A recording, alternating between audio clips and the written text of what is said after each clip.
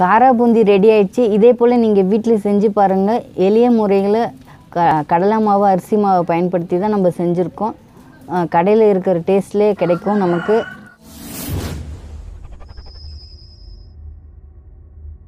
காரா பூந்தி செய்ய போகிறோம். காரா பூந்தி செய்வதற்கு தேவையான பொருட்களை பார்த்துடலாம்.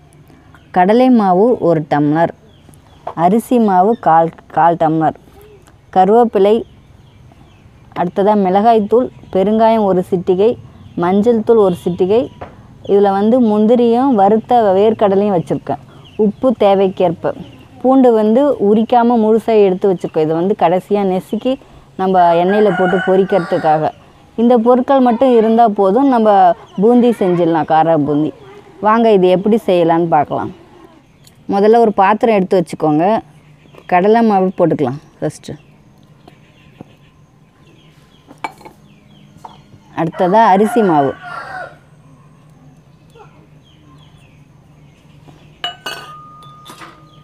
பெருங்காயத்தூள்,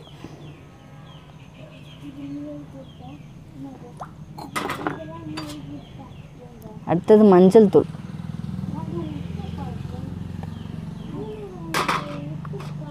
மிளகாய்த்தூள் காரத்திற்கேற்ப,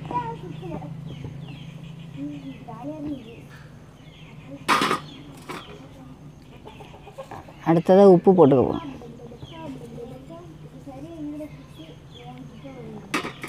இப்போ இதெல்லாம் போட்டாச்சு. இப்போ தண்ணி ஊற்றி மாவை கரைச்சிக்க போகிறோம். ஃபஸ்ட்டு கொஞ்சமாக தண்ணி ஊற்றி கட்டி இல்லாமல் கரைச்சிட்டு அப்புறம் நிறையா ஊற்றிக்கலாம்.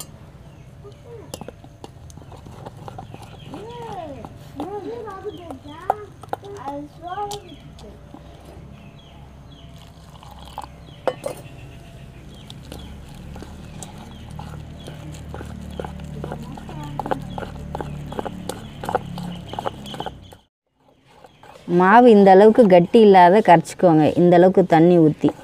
அப்போ தான் நமக்கு பூந்தி குண்டு குண்டாக விழும். இதுக்கப்புறமா நம்ம பூந்தி எப்படி செய்யலான்னு பார்க்கலாம் வாங்க. அடுப்பு பற்ற வச்சாச்சு. வாணலை வச்சுக்க போகிறோம் காரா பூந்தி செய்வதற்காக. வாணல் சூடாயிடுச்சு. எண்ணெய் ஊற்றிக்க போகிறோம்.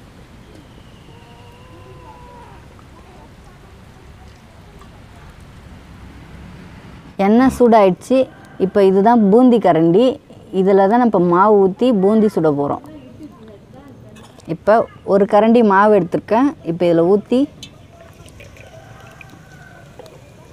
இப்படி லைட்டாக இப்படி பிடிச்சிருந்தானே அப்படியே முத்து முத்தாக விழும்.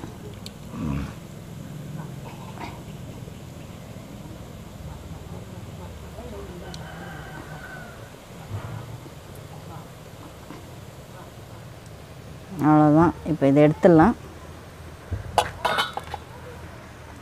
இப்போ காரா பூந்தி நல்லா எண்ணெய் சலசலப்பு அடங்கிடுச்சு. இப்போ நம்ம எடுத்துக்க போகிறோம்.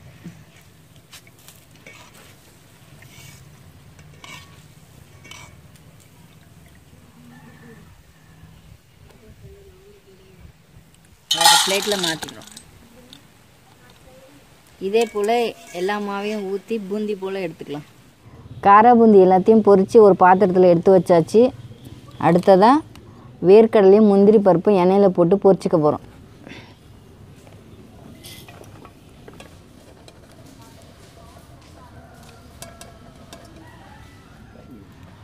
வேர்க்கடலையும் முந்திரி பருப்பும் பொன்னிறமாக ஆயிடுச்சு. நம்ம இப்போ பூந்தியில் போட்டுக்க போகிறோம்.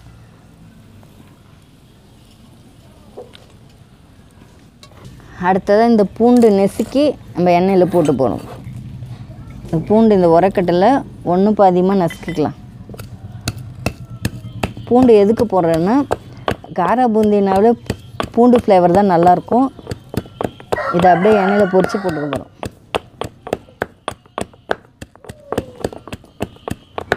நசுக்கியாச்சு. இப்போ எடுத்துக்கலாம். இப்போ இந்த கரண்டிலே வச்சு அப்படியே 2 குலுக்கி எடுத்துக்க வேண்டியதான். எண்ணெயில் போட்டு பூண்டை எண்ணெயில் போட போகிறோம்.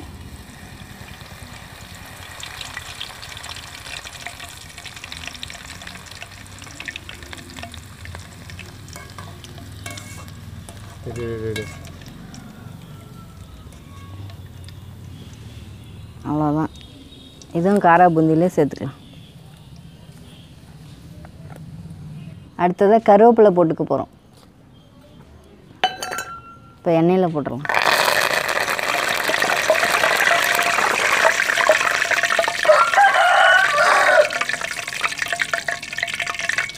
கருவேப்பிலை நல்லா பொரிஞ்சிச்சு. இப்போ பூந்தியில் போட்டுக்கலாம்.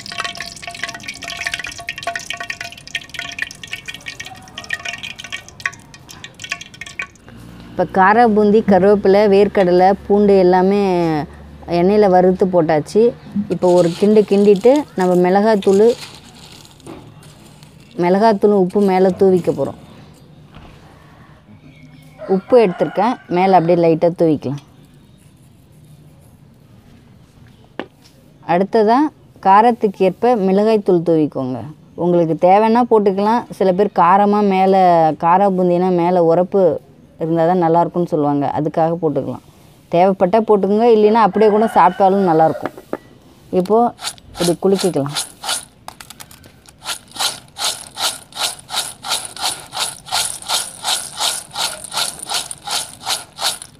காரா பூந்தி ரெடி ஆயிடுச்சு. இதே போல் நீங்கள் வீட்டில் செஞ்சு பாருங்கள். எளிய முறைகளை கடலை மாவு, அரிசி மாவை பயன்படுத்தி தான் நம்ம செஞ்சுருக்கோம்.